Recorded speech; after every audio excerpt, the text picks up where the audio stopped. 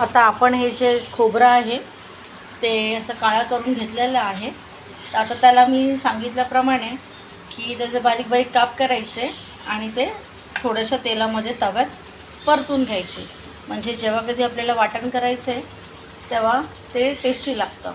म्हणजे जो आंबूसपणा एक असतो त्या खोबऱ्याला, ओल्या खोबऱ्याला, तर तो नाहीसा होतो. छोटीशी टिप होती माझी. तर तुम्हाला आवडली असेल तर तुम्ही करून पहा आणि प्लीज लाईक, शेअर आणि सबस्क्राईब.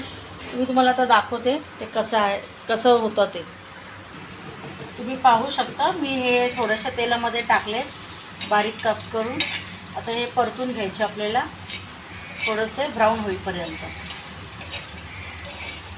आपल्याला हे जास्त काळा करायचं नव्हतं, हे मी आधीच सांगितलं आहे.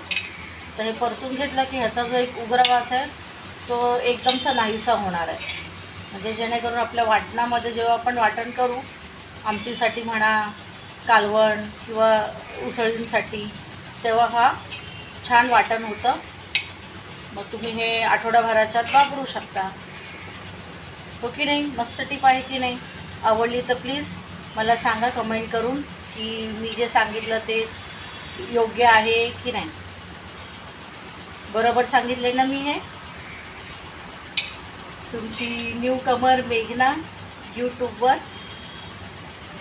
तर ही छोटीशी टिप होती.